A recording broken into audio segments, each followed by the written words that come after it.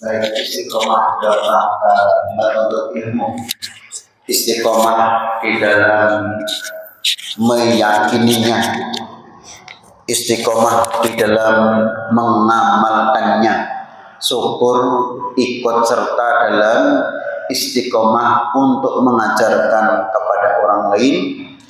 Ini kita syukuri karena walaupun tidak banyak, ada saja orang yang setelah punya ilmu kemudian melupakan ilmu tersebut, orang yang telah punya keyakinan meninggalkan keyakinan tersebut.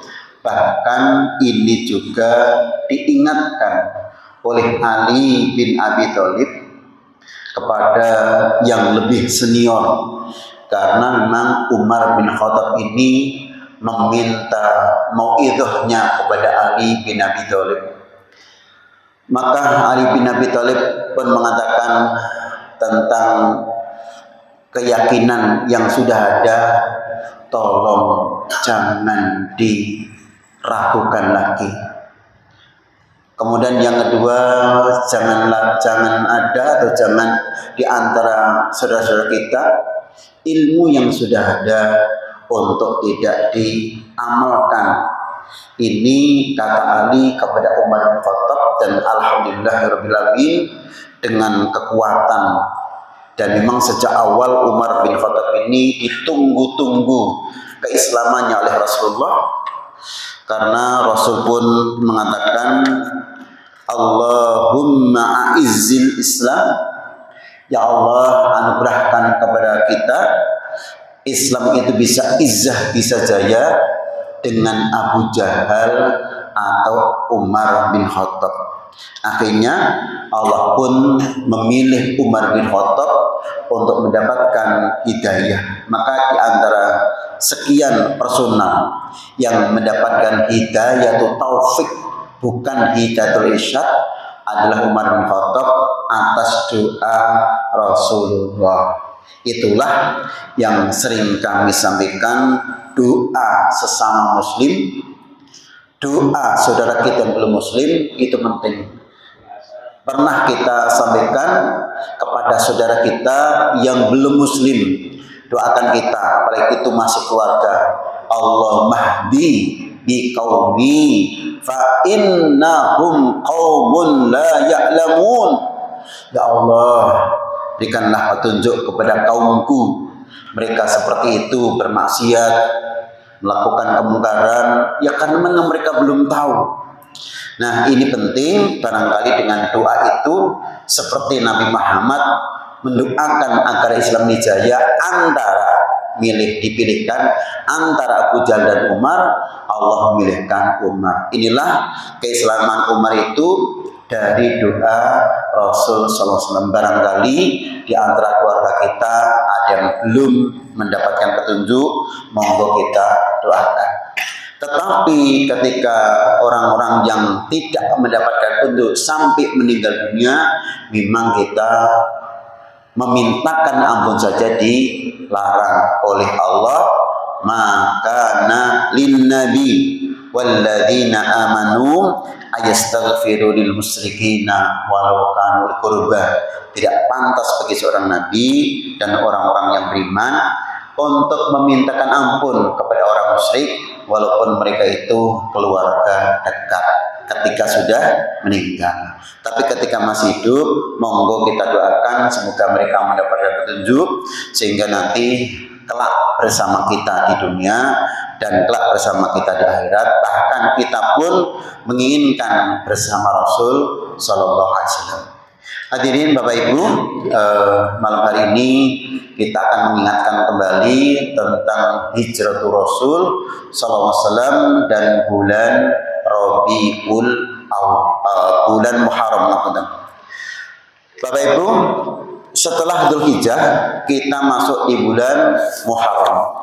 Satu di antara 4 bulan yang masuk kategori haram, karena bulan haram itu ada Rajab, ada Dzulqa'dah, ada Dzulhijjah dan haram. Bagi kita kaum muslimin, bulan ini sangat mulia. Bukan sebaliknya, bulan ini wingit, sakral dan sebagainya, sehingga sebagian saudara kita ini tidak berani mengadakan walimatul urus, menikahkan anaknya di bulan Suro, tidak berani mendirikan atau bangun rumah diawali di bulan Suro, tidak berani mengkhitankan anaknya di bulan Suro, tidak berani pindah rumah di bulan Suro. Sementara bulan ini bulan kemenangan bagi para nabi. Yang pertama kita lihat Nabi Adam dan Hawa. Beliau berdua pernah melanggar peraturan Allah, wala taqrabu hadhihi syajarah fatakunu minadh-dhalimin. Kemudian dia sadar bahwa itu larangan Allah, tapi ternyata didekati. Kemudian beliau berdua minta ampun kepada Allah. Rabbana dzalamna anfusana wa illam taghfir lana wa tarhamna lanakunanna minal khasirin. Doa itu diterima oleh Allah dan dosanya atas pelanggaran diberikan ampunan di bulan Suro, bulan Muharram. Nabi bawahnya lagi Nabi Nuh alaihissalam. Allah telah memberikan ujian adanya banjir bandang. Kemudian beliau pun berdoa, Allahumma anzilni munzalan mubarakan wa anta khairul munzilin. Kemudian dari banjir bandang itu, kemudian beliau bisa selamat beserta 80 orang yang ikut dalam perahu, beserta hewan berpasang-pasangan, selamat juga di bulan Muharram. Kemudian bawahnya lagi Nabi Musa alaihissalam, Rabbi najini minal qaumi dzalimin. Ya Allah, tolonglah kami, selamatkanlah kami dari perbuatan orang-orang yang zalim. Saat itu kejar-kejaran dengan Fir'aun laknatullah dengan tongkatnya, maka laut merah pun terbelah. Beliau lari dengan terbelahnya lautan tersebut. Begitu beliau sudah sampai di atas daratan, Fir'aun masih berada di tengah lautan. Akhirnya balik kembali lautan tersebut. Akhirnya Fir'aun mati terendam air. Itu terjadi di tanggal 10 Muharram. Sehingga saat itu Nabi Musa pun melakukan saum di tanggal 10 Muharram. Kemudian Nabi Yunus alaihissalam dengan doanya la ilaha illa anta subhanaka inni kuntu minadh dhalimin. Terus doa itu dibaca oleh Yunus alaihissalam. Ikan haut, ikan paus yang memakannya, maka terasa panas. Kemudian dalam sejarah disampaikan, begitu terasa panas, ikan itu ke tepi lautan, akhirnya memuntahkan isi perutnya, yang ternyata di dalamnya adalah Yunus alaihissalam. Maka selamatlah Yunus alaihissalam dari kematian beliau. Itu terjadi di bulan Muharram. Belum lagi tentang Yusuf alaihissalam dikeluarkan dari penjaranya di bulan Muharram. Dan Rasul SAW dalam sejarahnya nanti ada berbagai macam keterangan bahwa sebenarnya Rasul hijrah dari Mekah menuju Madinah itu tanggal 27 Safar. Kemudian malamnya malam Kamis, sehingga beliau itu 3 hari di Gwathur, malam Kamis, malam Jumat, malam Sabtu, malam Ahad. Nah, sehingga malam Senin Rasulullah berangkat dari Mekah menuju Madinah di hari Senin, sampai di Madinah di hari Senin pula tanggal 12 Rabiul Awwal. Maka dalam kitab yang saya bawa ini Al-Mawahib ala Dunya bil Manhi Al-Muhammadiyah, Rasul itu mewujud, lahir di hari Senin. Kemudian Rasulullah SAW al-bi'tsah, diangkat jadi nabi dengan Iqra bismi rabbikal ladzi khalaq, juga di hari Senin. Kemudian Rasulullah SAW hijrah dari Mekah ke Madinah di hari Senin, karena hari Kamis itu baru keluar dari rumah beliau menuju Gua Thur. Kemudian hari Senin berangkat dan tiba di Madinah di hari Senin. Kemudian Rasulullah meninggal dunia juga di hari Senin tanggal 12 Rabiul Awwal. Maka Senin lahir beliau, Senin diangkat menjadi seorang nabi, Senin juga beliau hijrah dari Mekah menuju Madinah, Senin juga beliau meninggal dunia. Ini Rasulullah SAW. Muharram, bulan yang sangat baik. Maka untuk itu kita sebagai muslim yang berakidah salimah tidak ikut mempunyai sebuah keyakinan Suro menjadi bulan yang penuh dengan mistik, sehingga ada sebagian orang-orang dahulu yang masih melakukan ritual di bulan Suro. Sebagian ada yang telanjang bulat malam 1 Suro jam 12 malam.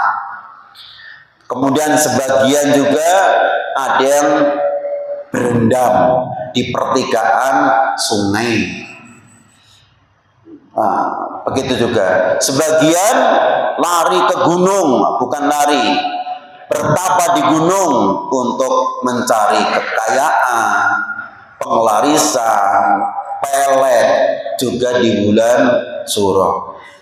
Sementara tidak punya keberanian untuk punya hajat di bulan Suro, mulai menikahkan putranya, menghitankan anaknya, membangun rumah dan sebagainya.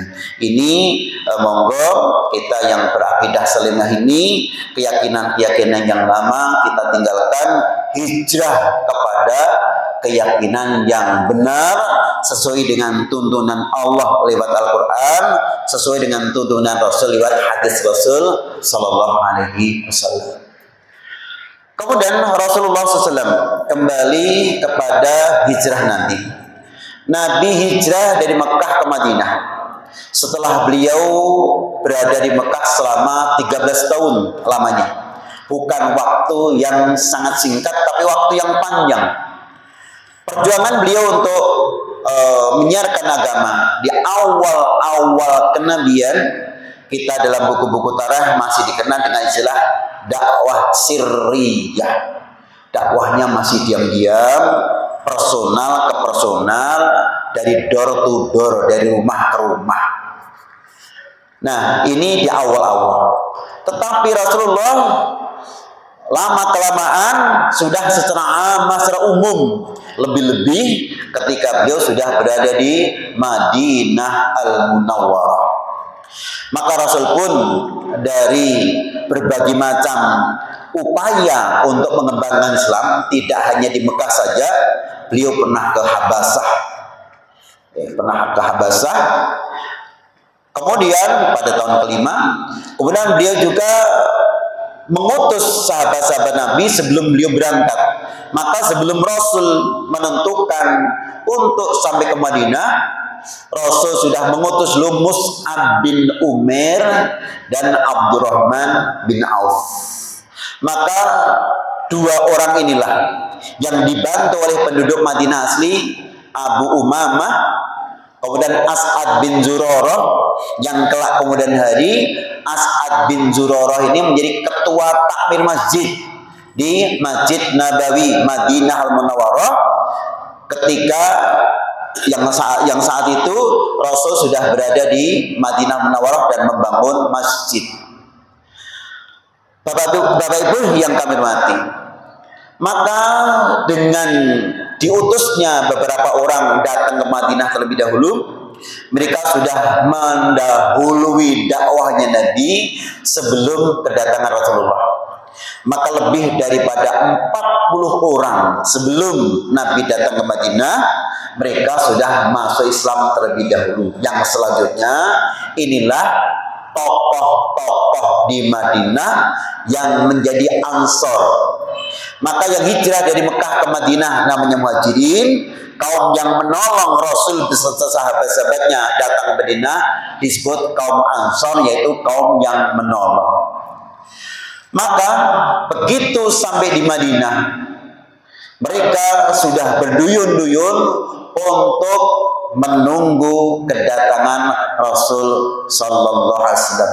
Maka di antara ada anak kecil-kecil, ada wanita-wanita, ada sahabat-sahabat yang sudah masuk Islam duluan atas dakwah Umar bin Abdurrahman bin Auf dan Mus'ab bin Umair. Mereka sudah menunggu kedatangan Rasul Sallallahu Alaihi Wasallam.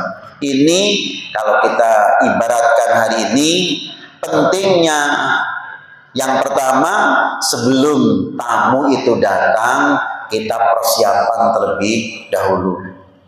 Siapa yang menyambut, akan ditempatkan di mana, makan atau minumnya apa, itu sudah disiapkan. Lebih-lebih nyuwun ngapunten kalau kita tarik lagi kepada keluarga, sebelum Bapak Ibu rawuh, kita sudah siapkan dulu.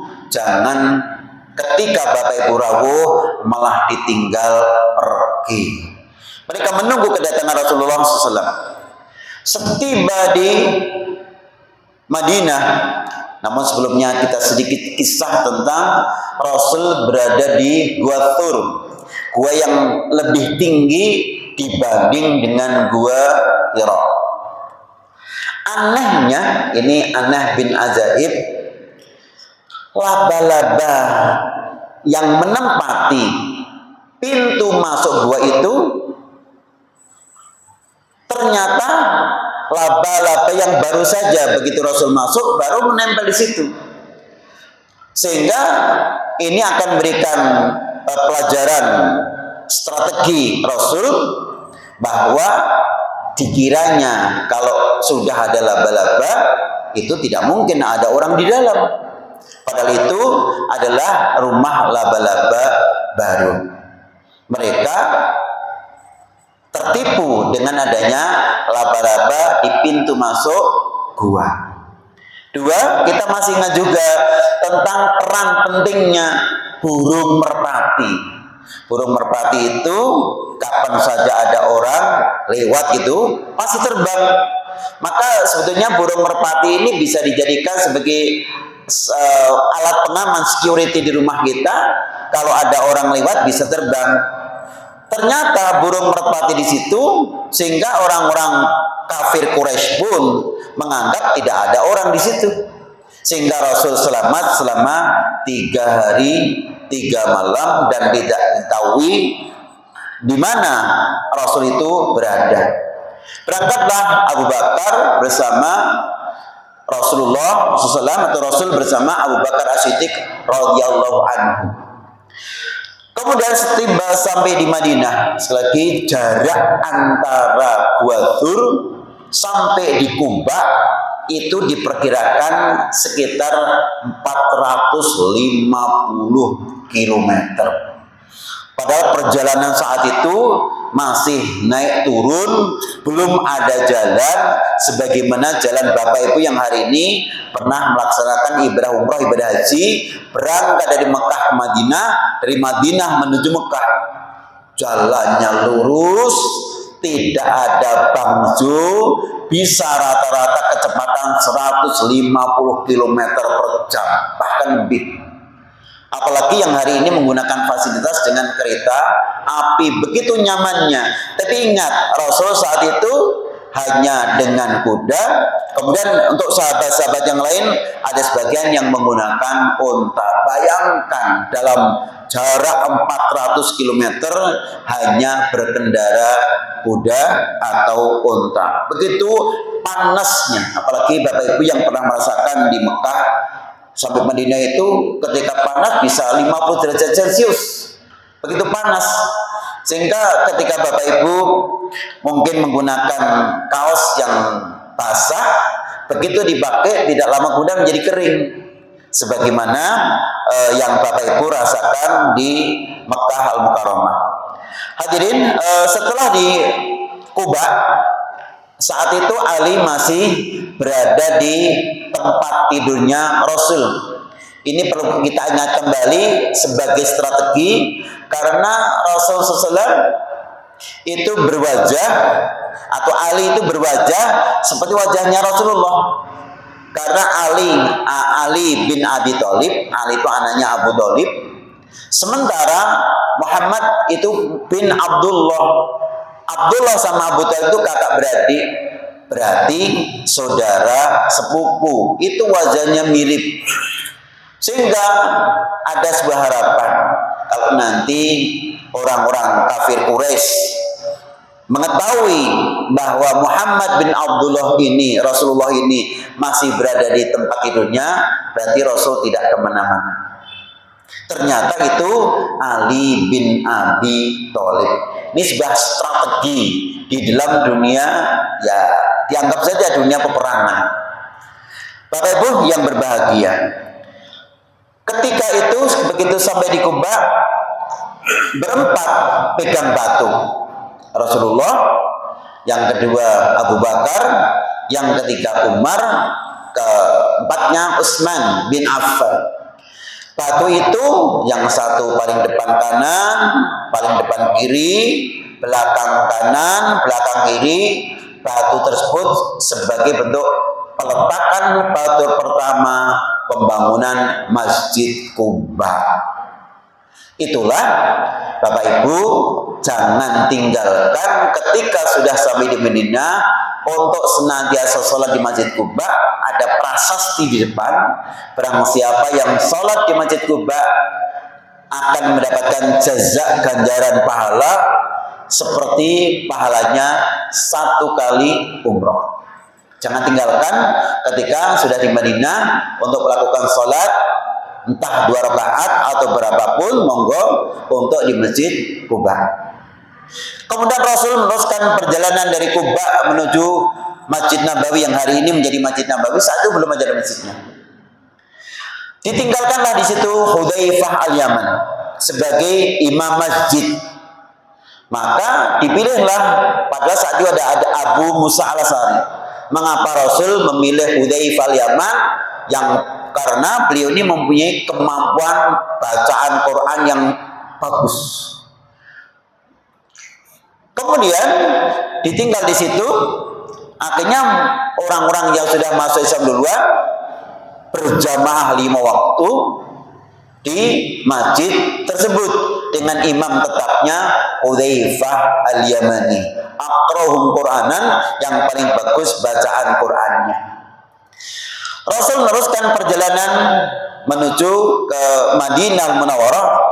Kemudian disitulah Rasul mendapati tanah kurang lebih sekitar 300 meter. Tanah itu sebelumnya ada beberapa kuburan musyrik. Kemudian yang kedua tempat cincangan unta. Kemudian yang keempat ada beberapa pohon kurma. Oleh Rasulullah, tanah itu mau dibeli, tetapi pemilik tanah tidak menginginkan dibeli, untuk diwakafkan saja. Itulah pelajaran atau syariah wakaf untuk masjid. Kemudian siapa yang bangun? Muwakifnya sudah ada. Yang bangun Utsman bin Affan ditambah Abdurrahman bin Auf. Dulu pernah kita sampaikan tentang kisah Abdurrahman bin Auf, orang yang kaya raya dengan dagangannya ini. Awalnya beliau meninggalkan Mekah ke Madinah memang sebelumnya sudah di Mekah ini sudah kaya raya. Kemudian di Madinah pun menjadi kaya raya beliau karena pandai dalam dunia dagang. Kita meloncat sedikit secara waktu. Abdurrahman bin Auf ini pernah meminta kepada Allah untuk dimiskinkan saja.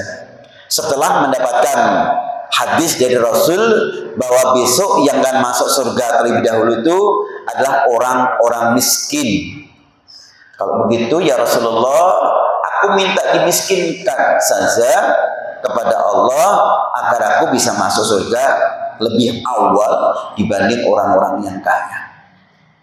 Suatu saat beliau membeli kurma yang sudah membusuk itu di harga kurma segar, dengan harapan agar bisa bangkrut, bisa bankrupt, sehingga beliau ini bisa jatuh miskin. Tetapi tidak lama kemudian di negeri Yaman ini terjadi sebuah wabah penyakit yang tidak ada obatnya kecuali dengan kurma yang sudah membusuk. Maka orang berbondong-bondong mencari siapa yang jual kurma yang sudah membusuk. Akhirnya ditemukanlah Abdurrahman bin Auf masih punya kurma yang sudah membusuk tadi, yang memang karena Abdurrahman bin Auf beli kurma membusuk, sudah busuk itu dihargai dengan kurma segar agar bisa miskin. Dari orang Yaman menawarnya kurma yang sudah busuk itu dibeli 10 kali lipat dari kurma segar. Ya Allah, kepingin miskin ya ora iso-iso. Malah dibeli 10 kali lipat dari kurma segar. Itulah rezeki. Kadang-kadang kita berharap untuk jadi miskin, ternyata malah jadi kaya raya. Karena beliau ini orang kaya raya. Inilah mengapa kita itu yang penting wajib berusaha. Adapun nanti mendapatkan atau tidak dari usaha kita itu, mendapatkan sedikit atau banyak, bahkan bangkrut, itu nomor 2. Yang penting kita sudah usaha. Itulah mengapa kita yang penting ibadah kepada Allah, ada yang ganjarannya sedikit, ada yang ganjarannya banyak, karena asawab ala jinsil amal. Ganjaran atau siksaan itu sesuai dengan jenis amal yang dilakukan. Inilah konsep Umar bin Khattab yang senantiasa kita ingatkan. Tidak mungkin dalam sebuah perusahaan anak SMP digaji dengan sama dengan yang anak lulusan SMA. Tidak mungkin seseorang yang sudah SMA digaji dengan anak yang sudah strata 1, sarjana muda. Dan tidak mungkin seseorang yang strata 1 sarjana muda, sarjana ekonomi, sarjana akuntansi, kemudian doktorandes sama dengan gajinya yang doktoral, seorang doktor. Tidak mungkin. Mengapa? Inilah konsep Umar yang kemudian ditiru di negeri-negeri muslim, bahkan negeri barat pun juga ikut meniru gaya hidup, cara ekonomi, pandang ekonomi Umar bin Khattab. Kemudian yang kedua, ini Umar bin Khattab. Kemudian tentang usaha itu penting, masalah nanti hasilnya serahkan kepada Allah Subhanahu wa Ta'ala. Kembali lagi kepada pembangunan masjid. Yang bangun Abdurrahman bin Auf, orang yang kaya raya. Yang bangun Utsman bin Affan, seorang kaya raya. Maka hadis yang sangat terkenal yang sampai hari ini kita ulang bacaannya, atau dibaca ulang berulang-ulang, man bana lillahi masjidan banallahu lahu baitan di jannah. Barang siapa membangun masjid karena Allah, Allah bangunkan istana di surga, Allah bangunkan rumah di surga. Itu mukharijnya adalah Utsman bin Affan, dan Utsman bin Affan sebagai pelaku. Inilah yang sering kita sampaikan, sebaiknya kalau apa yang dia bicarakan itu apa yang diamalkan. Saya teringat sebuah kata-kata dari Imam Ahmad bin Hanbal. Imam Ahmad bin Hanbal itu pernah menyebutkan begini, ma katabtu haditsan illa waqad amiltuhu. Aku Ahmad bin Hanbal tidak pernah menulis satu hadis pun yang aku muat dalam musnad kecuali aku pernah mengamalkannya. Jadi Imam Ahmad tuh konsekuen antara yang dia tulis, dia omongkan, tentunya beliau mengerjakan. Maka ini Imam Ahmad bin Hanbal. Maka Utsman bin Affan juga demikian. Beliau mengatakan man bana lillahi masjidan banallahu lahu baitan fil jannah. Yang mengatakan Rasulullah, beliau menyebarluaskan di berbagai tempat, apalagi beliau pelaku yang membangun masjid. Begitu mantap bicara beliau karena beliau sebagai pelaku. Inilah yang juga kisah Isra Mi'raj pada diri Musa alaihissalam. Nabi Musa ketika Rasulullah melakukan Isra Mi'raj sampai beliau sudah langit ke-6 sudah dilalui, langit ke-7 bertemu dengan Ibrahim sudah dilalui, sudah undur dari Sidratil Muntaha untuk mendapatkan wahyu, sholat 50 kali. Begitu kundur sampai langit yang ke-6, ditanya oleh Musa alaihissalam, ma amara rabbuka, ya Muhammad, apa yang Allah perintahkan kepada kalian? Amaroni rabbi bi khamsina shalah. Aku diperintahkan Allah untuk melakukan salat sebanyak 50 kali. Apa kata Musa? Irji ila rabbika fas'alil tahfif fa inna ummataka la tutiku andalik. Kamu balik ke hadapan Allah, minta keringanan, jangan 50 kali. Umatmu enggak kuat. Yang kita garis bawahi adalah fa inna ummataka la tutiku andalik. Sungguh umatmu tidak kuat. Musa tidak sekedar ngomong umatmu tidak kuat akan melakukan sholat 50 kali sehari semalam. Beliau sudah punya laboratorium Bani Israel bahwa dulu aku juga pernah mendapatkan perintah dari Allah sholat 50 kali sehari semalam. Sudah aku perintahkan kepada Bani Israel, mereka nggak kuat.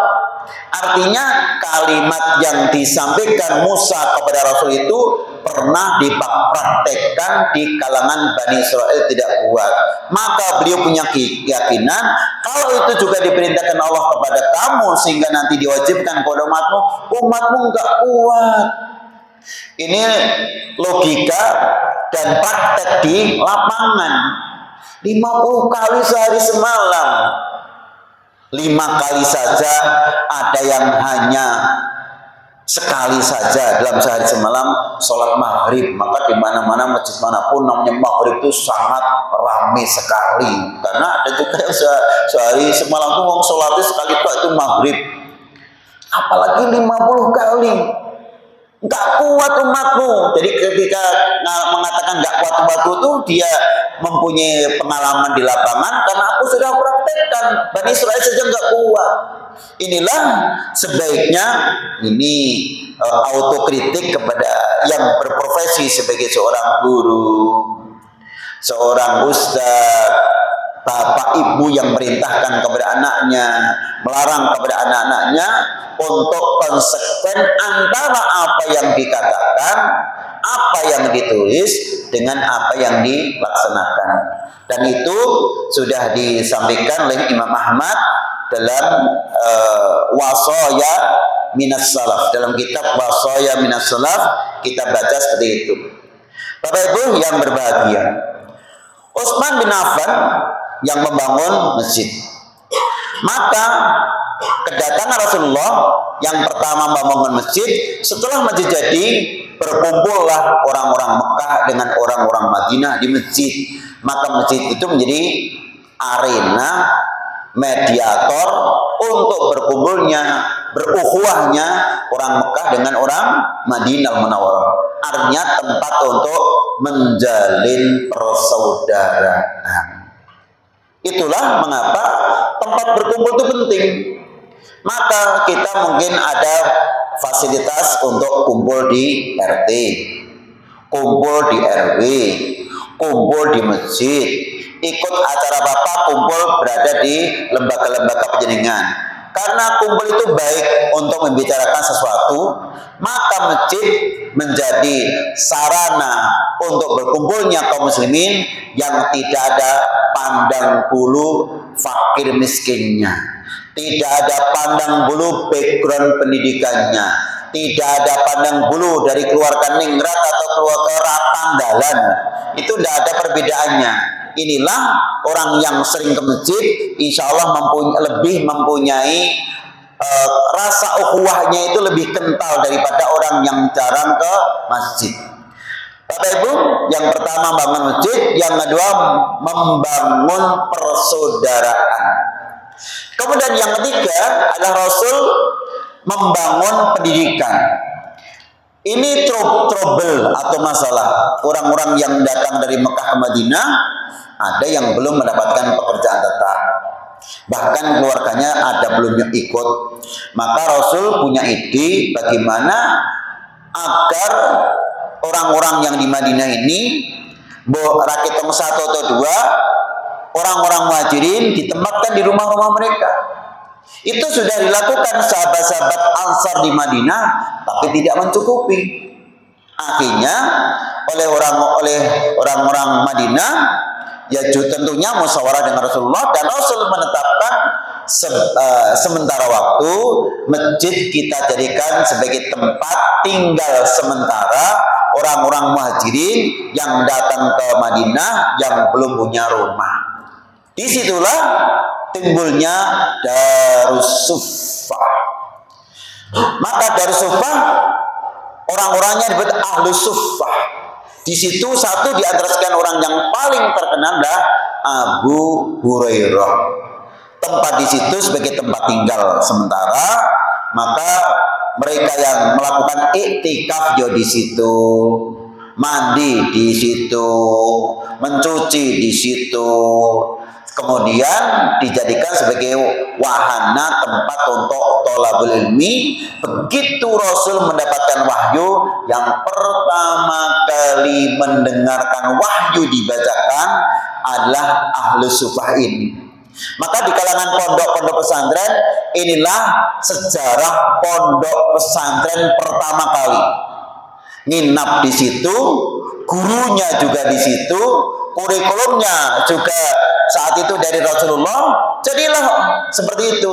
Akhirnya tidak sedikit orang-orang yang berhasil mengikuti lembaga pendidikan di Darussuffah dikirim ke Yaman, dikirim ke negeri-negeri di luar Madinah Al-Munawwarah. Satu di antara sekian adalah Mu'ad bin Jabal. Bapak-bapak, ibu-ibu yang berbahagia, inilah juga kita akan mengadopsi tentang konsep Darussuffah. Sehingga masjid ini bagus sekali untuk wahana thalabul ilmi. Mungkin kalau di awal dari anak-anak, nanti untuk PPA.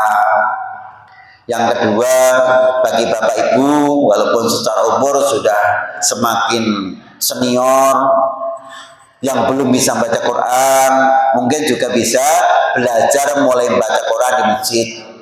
Akan kita ngulangi saja apa yang pernah kami sampaikan dulu di Masjid Hikmah di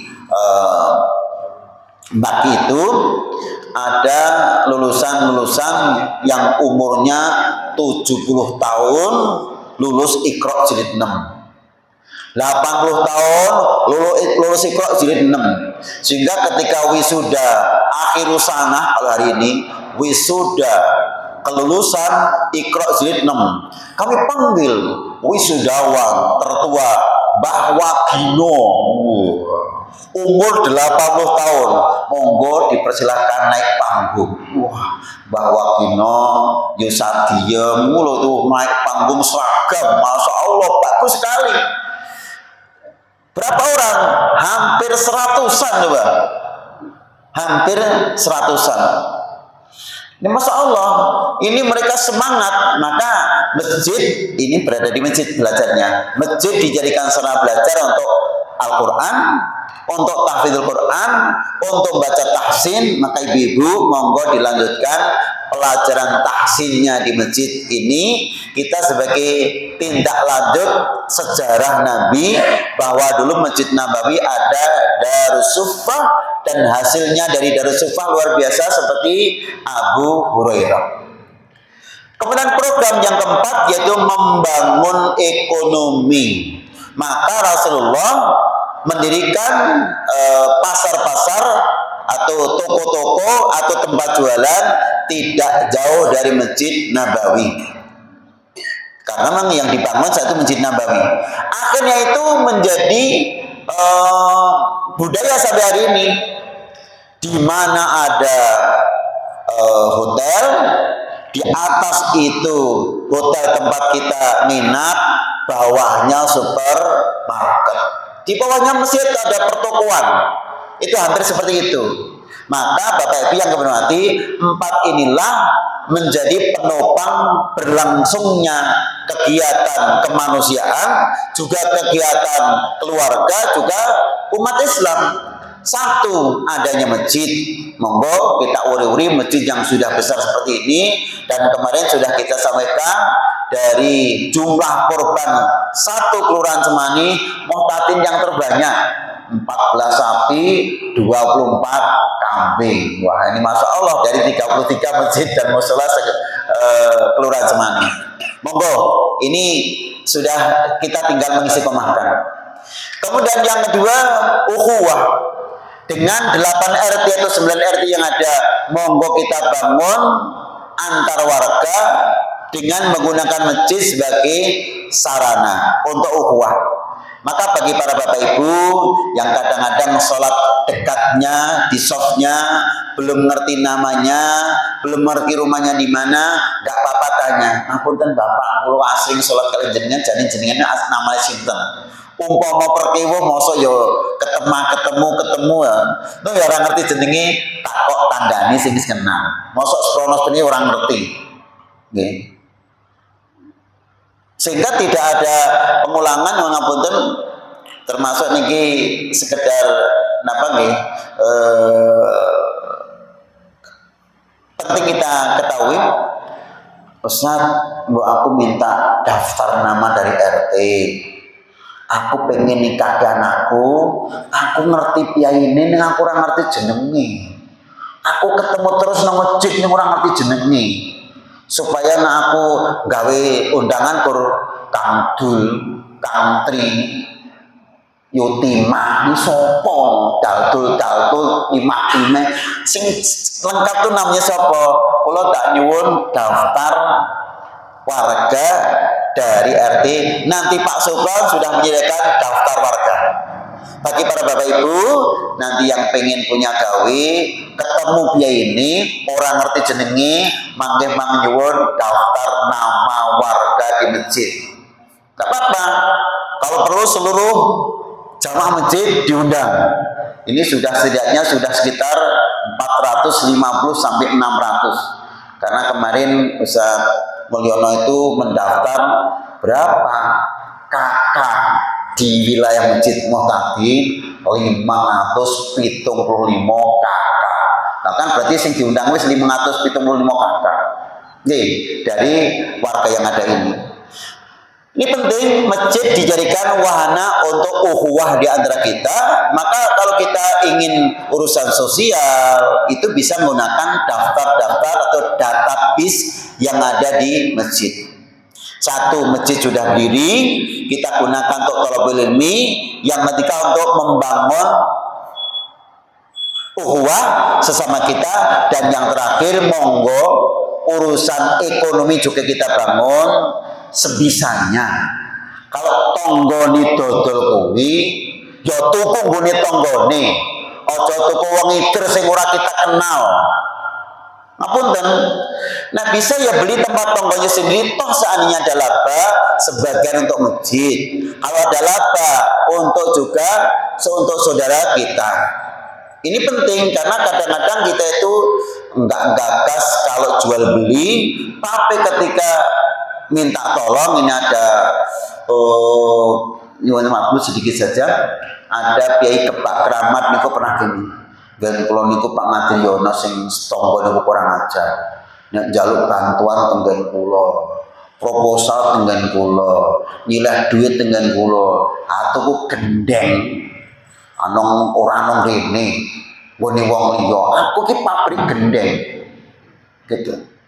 Gini ku Pak, Mbak nggih kula tak titip materi nggih, mbok nek iso tuku iki nggone tanggane sik. Ora sing ngadoh tuku kono, nek utang nang nggonku, nek kes nang rono.